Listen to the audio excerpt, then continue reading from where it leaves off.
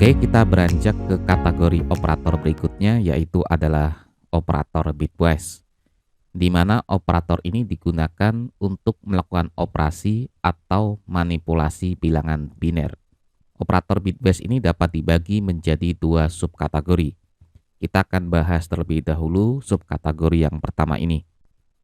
Oke, subkategori pertama dari operator bitwise ini digunakan untuk melakukan operasi perbandingan atau logika pada bilangan biner. Jadi jika Anda ingat dulu semasa kuliah dan pernah mendapatkan pembahasan tentang gerbang logika, di mana ada yang namanya AND, OR, XOR, dan juga ada yang namanya NOT juga. Kita akan bahas satu persatu di sini. Misalnya yang pertama adalah logika AND, yang disimbolkan dengan ampersand di sini, di mana logika AND ini akan menghasilkan satu jika kedua masukannya itu bernilai satu. Satu di sini berarti true ya, dia hanya menghasilkan satu jika kedua value itu inputannya adalah true. Lalu selanjutnya ada OR, di mana OR ini direpresentasikan oleh simbol pipe, yang di mana hasil dari operasi OR ini akan menghasilkan satu jika setidaknya masukannya itu setidaknya satu value itu bernilai satu. Oke. Setelah itu ada exclusive OR atau XOR, dia akan memberikan nilai satu jika value-nya ini berbeda. Jadi 1 dan 0 atau 0 dan 1 dia baru akan menghasilkan nilai 1. Sedangkan setelah itu ada unary not, di mana unary not ini akan menghasilkan 1 jika inputannya 0.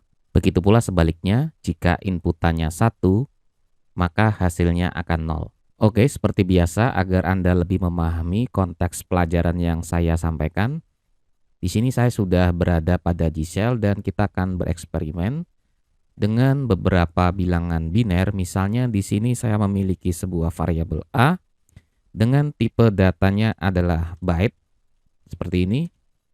Kemudian saya akan berikan value 42 misalnya. Kemudian kita enter. Angka 42 ini dapat kita representasikan dalam bentuk desimalnya, yaitu misalnya adalah 0010. Kita dapat pisahkan dengan tanda underscore seperti ini. Kemudian 1010. Lalu enter. Hasilnya sama, yaitu 42. Jika Anda masih bingung dengan bagaimana bilangan biner itu cara membacanya, di sini saya akan coba terangkan sekilas. Jadi bit paling kanan, yaitu 0 di sini, ini disebut sebagai less significant bit atau LSB. Dan digit paling kiri ini, setelah B, ini disebut sebagai most significant bit. Dan yang perlu Anda perhatikan, di Java, tipe data byte dan beberapa tipe data lainnya itu masuk sebagai bilangan bertanda atau bilangan yang dapat memiliki value negatif. Artinya, jika dalam konteks byte ini, dia rentangnya itu di antara minus 128 sampai 127. Akan berbeda ceritanya jika bilangannya itu tak bertanda atau unsigned. Di mana kalau byte jika unsigned seperti dalam C, itu rentangnya dari 0 sampai 255 karena tidak mempunyai value negatif. Namun karena Java ini bilangannya itu bilangan bertanda yang artinya memiliki value negatif, maka di dalam representasi binernya, tanda negatif dan positif itu ditentukan oleh MSB-nya ini. Jadi pada MSB ini, 0 itu menandakan positif dan 1 itu menandakan negatif. Sedangkan sisanya bit ke 6 sampai bit ke 0 ini itu menandakan magnitudenya atau besaran dari bilangannya. Misalnya dalam konteks angka 42 ini representasi binernya di sini sudah saya tuliskan di dalam notepad. Kita dapat baca di LSB-nya ini adalah 2 pangkat 0. Jadi 2 pangkat 0 dikalikan 0 itu sama dengan 0. Berikutnya 2 pangkat 1 itu adalah 2. Kemudian berikutnya adalah 2 pangkat 2 karena dikalikan 0, jadi tidak perlu dihitung. Dan berikutnya adalah 2 pangkat 3 dikalikan 1, yaitu 8. Dan selanjutnya 2 pangkat 4 karena 0 tidak perlu dihitung lagi. Dan yang terakhir adalah 2 pangkat 5, yaitu adalah 32. Jadi tinggal kita hitung 2 tambah 8, 10, 10 tambah 32 sama dengan 42. Jadi begitu cara membacanya dari bilangan biner ke bilangan desimal. Namun cara membaca seperti ini hanya berlaku jika sign bitnya ini yang merupakan MSB ini adalah 0 yang berarti positif. Namun jika ternyata MSB-nya ini 1 yang berarti ini adalah bilangan negatif, maka magnitudenya ini adalah bentuk komplement 2. Komplement 2 dalam hal ini adalah komplement 1 ditambah dengan biner 1. Kita akan coba praktekkan. Misalnya ini saya ingin mengubah angka 42 menjadi minus 42. Yang pertama saya akan mengubah dulu representasi binernya ini menjadi komplement satunya. Yaitu saya akan gunakan logika NOT. Jadi jika 0 kita akan tulis 1, jika 1 kita akan inputkan 0, kemudian 1, 1 kita tuliskan 0, 0, 1, 0, kemudian 1. Ini adalah komplement 1. Jadi untuk mendapatkan komplement 1 dari bilangan positifnya kita tinggal menggunakan logika NOT seperti ini. Oke? Kemudian untuk mendapatkan komplement 2-nya kita tinggal tambahkan sebuah biner 1. Kemudian baru saya akan jumlahkan. Jadi nilai akhirnya adalah 1101, kemudian 0110. Karena 1 ditambah 1 adalah 10, maka satunya akan diinput ke sini. Jadi ini adalah minus 42. Anda dapat mencocokkan perhitungan ini pada kalkulator atau saya akan coba menggunakan G-Shell untuk mencocokkan perhitungan kita. Misalnya di sini saya akan ketikkan di sini integer dot to binary string dan saya masukkan minus 42.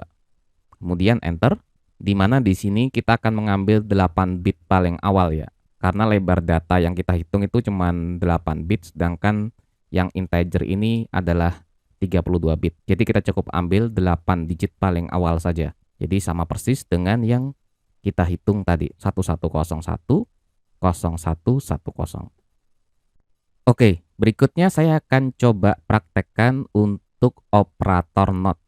Misalnya di sini saya sudah memiliki variabel A dengan value 42, di mana di sini saya akan menggunakan tanda tilde untuk melakukan operasi NOT. Jadi NOT A, kita enter, hasilnya adalah minus 43. Dari mana angka 43 ini? Jika Anda perhatikan pada notepad saya, di mana di sini 42 telah kita ubah menjadi komplement 1 menggunakan operasi NOT. Jadi ini adalah minus 43.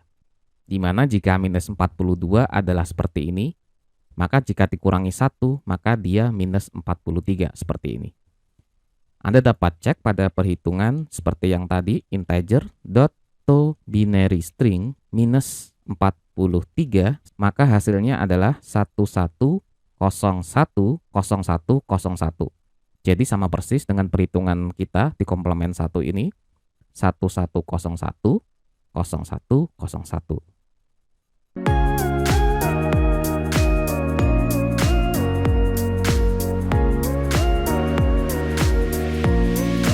Oke, sekarang saya akan lanjutkan eksperimen kita tentang operator bitwise. Kali ini saya akan membahas tentang bitwise n. Di mana misalnya kali ini saya akan mengulangi lagi, yaitu ada sebuah variabel A dengan tipe byte, di mana variabel A ini kita assign dengan sebuah value misalnya adalah 42. Kemudian ada variabel B dengan tipe data sama yaitu byte, kita assign dengan value 15. Oke, berikutnya saya akan melakukan operasi antara variabel A dengan variabel B menggunakan operator bitwise. Jadi A bitwise n, B, maka hasilnya adalah 10. Kenapa hasilnya bisa 10? Kita akan coba hitung di sini. Di sini pada notepad plus saya, kita telah memiliki sebuah angka 42 dengan notasi binernya 00101010. Sekarang saya akan tambahkan untuk 15. Jadi kita tulis 0000 1, 1, 1, 1. Oke, 1 ditambah 2 sama dengan 3, ditambah 4 adalah 6, kemudian ditambah 8, 6 tambah 8 hasilnya adalah 15. Kemudian kita lakukan operasi bitwise AND seperti ini, maka tinggal kita berikan resultnya berdasarkan logikanya. Jadi 0 dengan 0, jika kita menggunakan AND maka dia 0, 0, 0. Sedangkan 1 dan 1 itu akan menghasilkan result 1 jika Anda ingat bahwa operasi AND akan menghasilkan 1 jika kedua inputan itu 1. Jadi jika 1 dan 1 itu akan menghasilkan 1, 0, 1 akan tetap menghasilkan 0, 1, 1 baru 1, dan 0, 1 adalah 0. Ya, jadi value-nya adalah 1010 yang jika kita translate ke dalam bentuk desimalnya 1 kali 0 sama dengan 0 ditambah 2, kemudian ditambah 4 kali 0 ditambah 8. 2 tambah 8 sama dengan 10. Oke, kemudian kita akan lanjutkan ke operasi yang lain yaitu bitwise OR dengan menggunakan simbol pipe. Jadi A bitwise OR B itu akan menghasilkan value 47. Kita akan hitung lagi untuk membuktikan apakah value-nya benar 47. Jadi kita tinggal copy paste-kan saja di bawah untuk OR-nya. Kita tinggal ganti di sini OR. Bagaimana operasi OR?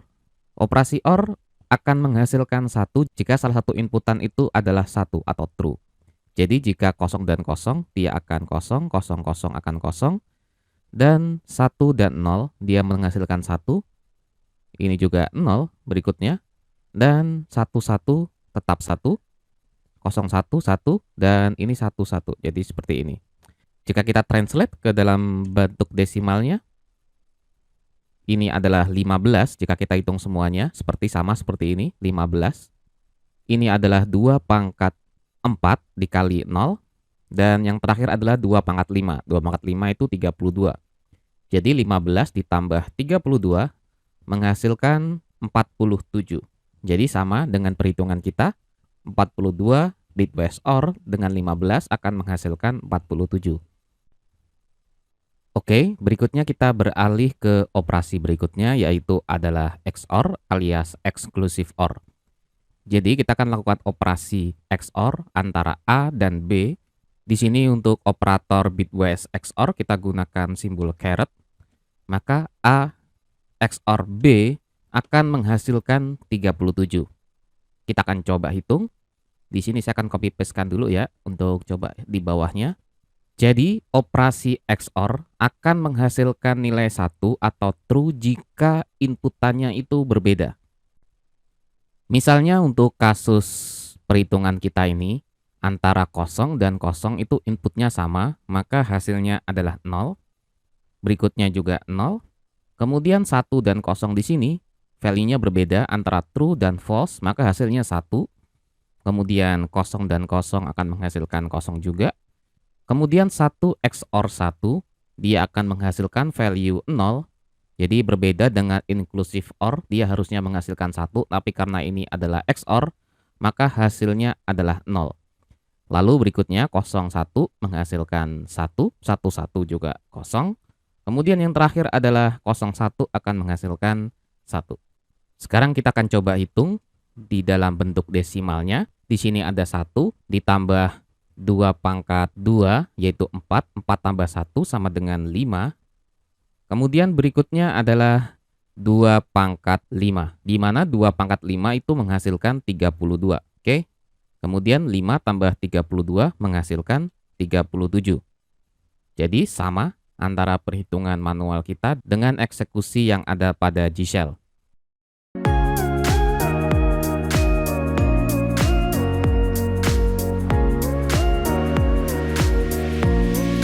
Oke, setelah sebelumnya kita sudah selesai membahas subkategori pertama di dalam operator bitwise, di mana subkategori pertama tersebut merupakan operator-operator yang melakukan operasi logika untuk sebuah bilangan biner seperti XOR, AND, OR, dan seterusnya.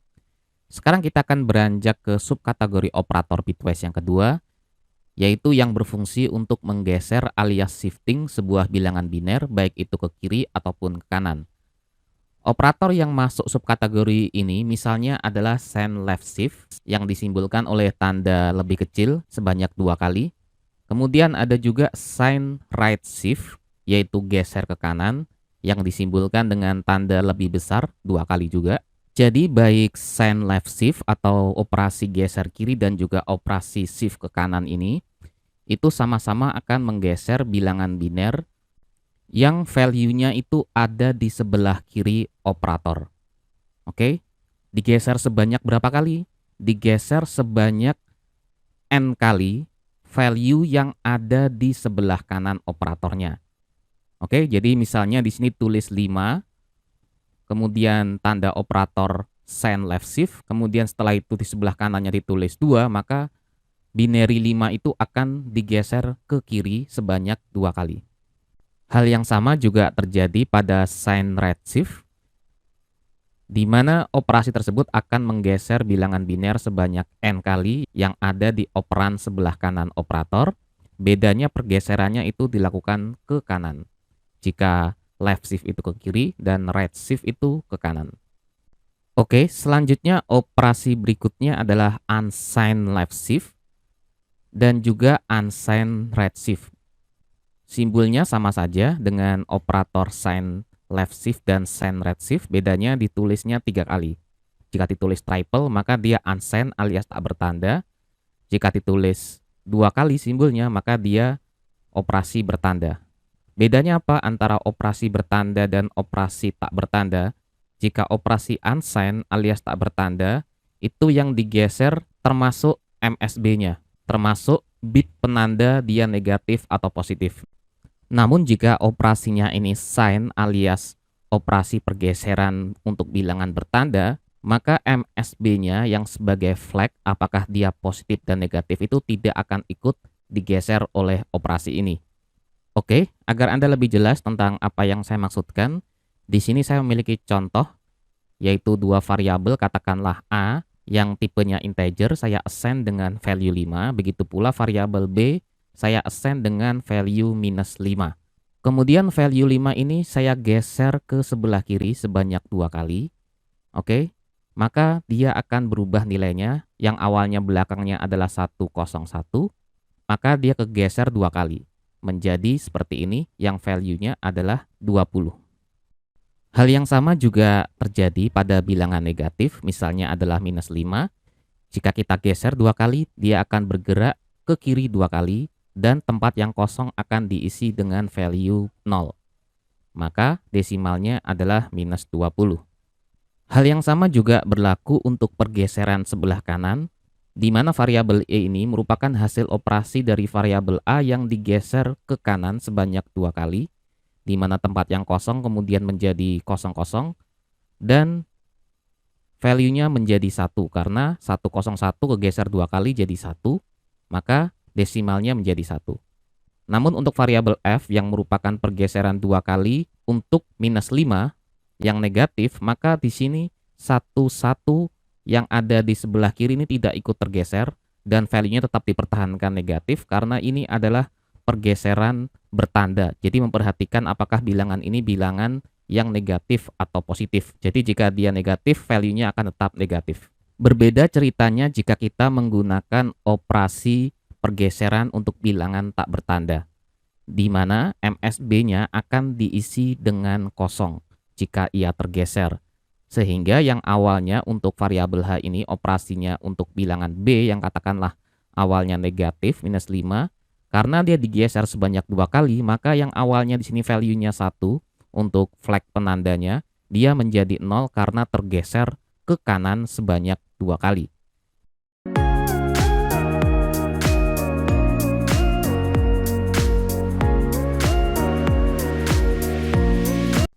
Kelompok operator berikutnya adalah kelompok operator relasional, yang seperti namanya akan menghasilkan nilai boolean yang menunjukkan relasi antara kedua operan. Operator yang masuk kelompok ini adalah seperti misalnya operator equal to, yang ditandai dengan simbol double equal, yang menunjukkan relasi kesamaan value antara operan sebelah kiri dan operan sebelah kanan. Jadi jika value sebelah kanan dan sebelah kiri itu sama, dia akan menghasilkan true. Jika tidak, maka akan menghasilkan false. Lalu berikutnya adalah operator not equal to yang ditulis dengan simbol tanda seru dan equal yang menunjukkan relasi ketidaksamaan antara value sebelah kiri dan value sebelah kanan. Jadi berkebalikan dengan operator equal to yang menunjukkan kesamaan, operator net equal to ini akan menghasilkan nilai true jika value antara sebelah kiri dan sebelah kanan operator itu tidak sama. Namun jika ternyata sama, maka dia akan menghasilkan value false. Selanjutnya adalah operator greater than yang artinya lebih besar dari, di mana operator ini akan mengevaluasi apakah operan sebelah kiri operator ini lebih besar atau tidak dengan operan yang ada di sebelah kanan operator. Jika ya, maka hasilnya adalah true, namun jika tidak, maka hasilnya adalah false. Kemudian selanjutnya berkebalikan dengan operator greater than, sekarang ada operator less than yang berarti lebih kecil dari. Jadi kebalikannya dengan lebih besar dari, operator ini akan mengevaluasi apakah operan sebelah kiri itu nilainya itu lebih kecil atau tidak dengan operan yang ada di sebelah kanan. Jika ya, jika value-nya ternyata lebih kecil, maka dia akan menghasilkan true. Sekarang kita beralih ke operator berikutnya, yaitu greater equal than, yang dimana operator ini gabungan dari greater than plus equal. Maksudnya, operator ini akan mengevaluasi apakah operan sebelah kiri itu lebih besar atau sama dengan operan yang ada di sebelah kanan. Jadi, inclusive greater than. Kebalikan dari greater equal than ada less equal than yang menunjukkan evaluasi relasi antara sebelah kiri operan apakah lebih kecil atau sama dengan operan yang ada di sebelah kanan. Oke, sekarang saya sudah berada pada G-Shell untuk mempraktekkan operator relasional yang sudah kita bahas sebelumnya. Misalnya di sini saya memiliki sebuah variabel, katakanlah variabel A yang bernilai 3 dan variabel B yang bernilai 2. Oke, jadi A sama dengan 3, B sama dengan 2. Sekarang saya akan coba evaluasi hubungan antara value yang ada di variabel A dan value yang ada di variabel B. Yang pertama saya akan coba menggunakan operator equal to.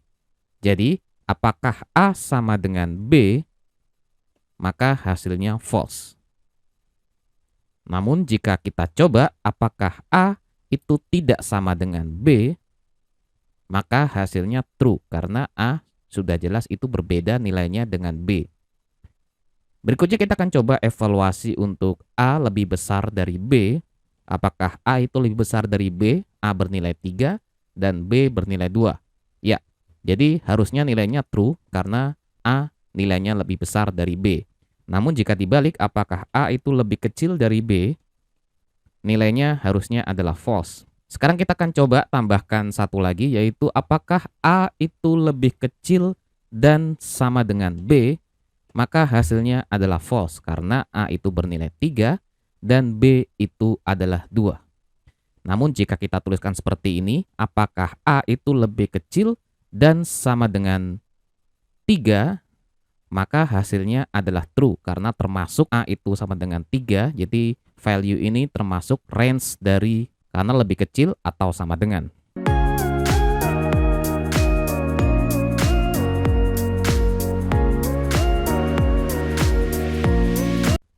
Kelompok operator terakhir adalah kelompok operator logical boolean. Yang seperti namanya, operator ini akan melakukan operasi terkait logika seperti logika AND, OR, ataupun XOR. Kelompok operator ini mirip dengan operator bitwise seperti yang kita bahas pada pelajaran yang lalu. Namun bedanya, operan dari operator ini haruslah bertipe boolean. Misalnya di sini ada operator logical AND yang disimbolkan dengan ampersand. Lalu ada operator logical OR yang disimbolkan dengan pep. Kemudian ada operator logical XOR yang disimbolkan dengan caret. Setelah itu ada short circuit OR dan short circuit AND. Perbedaannya dengan logical AND di sini, untuk simbolnya dia dituliskan single ampersand saja untuk logical AND. Namun jika short circuit AND di sini dituliskan 2 kali, double ampersand. Dan untuk short circuit OR dituliskan double pipe. Lalu apa perbedaan operasi antara short circuit dengan logical biasa? Nanti akan kita bahas pada pelajaran berikutnya. Sekarang kita beralih dulu ke operator berikutnya, yaitu logical unary not, yang merupakan operator unary yang hanya membutuhkan satu operan yang disimbolkan dengan tanda seru. Selanjutnya, sebagaimana operator aritmatika, pada operator logika kita juga bisa mengkombinasikan operator assignment dengan operator logika. Seperti misalnya tanda ampersand dan sama dengan di sini adalah AND assignment, di mana akan melakukan operasi AND, lalu hasilnya akan di-assign ke operan sebelah kiri. Hal yang sama juga berlaku untuk OR assignment dan XOR assignment. Yang membedakan hanyalah jenis operasinya. Jika AND assignment ini melakukan operasi AND, OR assignment ini operasi OR, dan XOR assignment ini operasi XOR. Oke, sekarang kita praktekkan tentang apa yang telah saya sampaikan sebelumnya. Jadi seperti sebelumnya, di sini saya akan memiliki dua variabel. Yang pertama adalah variabel A bernilai 3, kemudian variabel B misalnya bernilai 2. Lalu saya akan coba bereksperimen dengan menggunakan operator logika dan operator relasional secara bersamaan. Misalkan di sini saya akan bandingkan antara variabel A dengan variabel B, misalnya adalah apakah A lebih besar dari B. Hasil dari operasi A lebih besar dari B ini akan menghasilkan sebuah nilai boolean, dan nilai boolean tersebut kita compare juga dengan menggunakan logika AND. Jadi hasilnya akan kita compare dengan sebuah operasi lain, misalnya adalah B sama dengan 2. Jadi hasil dari A lebih besar dari B ini yang bernilai true karena A bernilai 3 dan B bernilai 2. Kemudian kita compare dengan logika AND dari result operasi B equal 2. Maka hasilnya adalah true karena true dan true akan menghasilkan true. Oke, sekarang saya akan buat operasi yang lain yang agak sedikit berbeda. Misalnya di sini A lebih kecil dari B yang berarti false. Kita operasikan logika AND dengan hasil dari B sama dengan 2. Maka hasilnya adalah false. Kenapa? Karena A itu tidak lebih kecil dari B. Jadi ini bernilai false. Jika ini bernilai false, maka apapun hasil yang ada di sebelah kanan pasti akan menghasilkan result false. Jadi false dan true ini akan menghasilkan false. Lalu bagaimana jika kita gunakan operasi OR, misalnya di sini. Jadi hasil dari A lebih kecil dari B ini yang merupakan false, dioperasikan dengan logika OR dengan result dari B sama dengan 2 yang hasilnya true, maka false or true akan menghasilkan true. Namun jika operasi B ini jika operasi sebelah kanan ini kita ubah menjadi 3 misalnya, jadi false or false, dia akan menghasilkan nilai false juga. Berikutnya kita akan coba untuk operasi XOR. Jadi kita akan ganti OR di sini menjadi operasi XOR yang berarti exclusive OR. Jadi misalnya jika A lebih besar dari B yang berarti ini nilainya adalah true, maka B sama dengan 3 ini false, maka jika kita gunakan operasi XOR, dia akan menghasilkan true karena XOR ini akan menghasilkan true jika kedua operan ini bernilai berbeda. Jadi true dan false. Maka dia akan menghasilkan true. Namun jika true dan true, dia akan menghasilkan false, ataupun false dan false tetap akan menghasilkan false.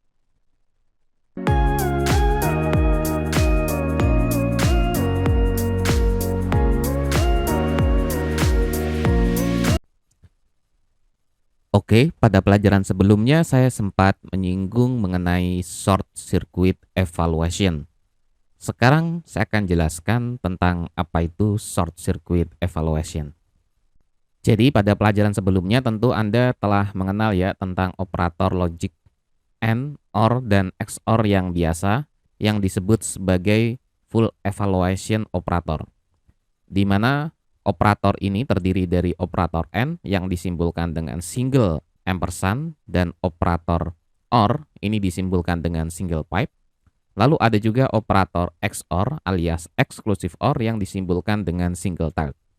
Di mana untuk operator full evaluation ini, dia akan melakukan evaluasi penuh untuk operan yang berada di sebelah kiri dan juga berada di sebelah kanan operator. Hal ini berbeda dengan short circuit evaluation yang kita simbolkan dengan double ampersand untuk logical AND, dan untuk logical OR kita simbolkan dengan double pipe. Di mana untuk short circuit evaluation ini ada kemungkinan bahwa operator ini tidak akan mengevaluasi operan sebelah kanan. Jika hanya dengan melihat operan sebelah kiri, itu keseluruhan hasilnya itu sudah dapat ditentukan. Seperti misalnya pada contoh di sini, pada contoh pertama untuk operator AND, di mana di sisi kiri ini adalah true. Sehingga operator akan tetap mengevaluasi operan sebelah kanan, apakah true atau false, karena akan menentukan hasil akhir dari keseluruhan operasi. Namun berbeda ceritanya jika operan sebelah kiri ini bernilai false, maka operator AND tidak akan mengevaluasi operan sebelah kanan. Kenapa? Karena hanya dengan melihat operan sebelah kiri yang bernilai false, maka sudah dapat dipastikan hasil keseluruhan operasi AND ini bernilai false. Karena operasi AND hanya akan menghasilkan nilai true jika dan hanya jika kedua operan itu bernilai true. Jadi jika salah satu saja sudah false, maka sudah dapat ditentukan hasilnya adalah false. Hal ini berbeda jika kita menggunakan single ampersand yang merupakan operator full evaluation, di mana jika kita menggunakan operator full evaluation ini, baik operan sebelah kiri dan operan sebelah kanan akan tetap dievaluasi. Oke? Lalu untuk logika OR, jika kita menggunakan short circuit evaluation, jika operan sebelah kiri itu bernilai false, maka operator akan tetap mengevaluasi operan sebelah kanan apakah bernilai true atau false. Karena hasil akhirnya masih belum bisa ditentukan jika operan sebelah kiri masih bernilai false. Jadi tergantung dari operan sebelah kanan itu true atau false. Namun jika ternyata operan sebelah kiri itu bernilai true, maka operator OR tidak akan melakukan evaluasi untuk operan sebelah kanan. Kenapa? Karena hanya dengan satu operan saja yang bernilai true, maka operator OR sudah dapat memastikan bahwa hasil keseluruhan operasinya ini pasti true. Jadi tidak perlu lagi mengevaluasi operan sebelah kanan. Namun jika kita menggunakan single pipe yang merupakan full evaluation operator untuk logika OR, maka tidak peduli operan sebelah kiri ini bernilai true atau false, operan sebelah kanan tetap akan dievaluasi karena ini adalah full evaluation. Kemudian untuk logika XOR hanya ada full evaluation saja. Jadi karena logika XOR ini membutuhkan dua value itu bernilai berbeda, jika operan sebelah kiri true, maka operan sebelah kanan false. Maka untuk logika XOR hanya ada operator full evaluation karena tetap membutuhkan operan sebelah kanan untuk dicek value-nya apakah dia true atau false. Jika nilainya sama dengan operan sebelah kiri, maka hasilnya adalah false. Namun jika berbeda, hasilnya adalah true. Oke, sekarang kita akan coba praktekkan bagaimana efek penggunaan short circuit evaluation dan full evaluation pada sebuah program pada G-Shell. Misalnya di sini seperti biasanya saya memiliki sebuah variabel A yang kita beri value 3, kemudian variabel B kita beri value 2. Selanjutnya saya akan buat sebuah statement misalnya A lebih besar dari B dan saya akan gunakan operator AND. Dan saya akan tambahkan sebuah operasi increment B dan saya tambahkan relasinya yaitu dengan 3. Sekarang pertanyaan saya, apakah hasil dari statement ini? Apakah true atau false? Anda dapat memikirkan yang terlebih dahulu dan mempause video ini. Jika sudah selesai, Anda dapat melanjutkan video ini. Oke, gimana? Sudah dapat jawabannya? Jika sudah, kita akan coba eksekusi, hasilnya adalah true. Kenapa true? Karena A lebih besar dari B. Ya, benar, true. 3 lebih besar dari 2. Lalu kemudian karena nilainya true, maka operator AND ini yang merupakan short circuit evaluation, dia akan tetap mengevaluasi operan sebelah kanan, yaitu increment B, berarti adalah nilainya sekarang menjadi 3. Apakah sama dengan 3? Ya, sama dengan 3. Maka true and true hasilnya adalah true. Selanjutnya yang agak tricky jika kita gunakan statement yang sama, apakah hasilnya tetap true atau false? Jika Anda tidak hati-hati, maka Anda akan terjebak pada statement ini. Anda pasti akan menebak bahwa hasil dari statement ini adalah true karena statementnya sama. Namun, ternyata hasilnya adalah false. Kenapa? Karena B di sini telah dievaluasi di operan sebelah kanan, yang berarti sekarang value-nya increment menjadi 3. Maka A lebih besar dari 3, A itu 3, lebih besar dari 3, tidak, jadi di sini sudah false, maka operan sebelah kanan tidak akan dievaluasi lagi, karena hasilnya sudah dapat diprediksi, statement ini akan menghasilkan value false. Lalu bagaimana jika saya menggunakan operator short evaluation OR seperti ini? Apakah hasilnya true atau false? Coba Anda pikirkan terlebih dahulu dan pause video ini, dan Anda dapat lanjutkan setelah Anda menemukan jawabannya.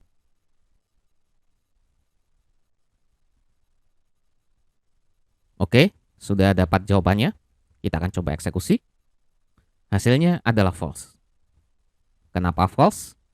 Karena A ini bernilai 3 dan B masih bernilai 3.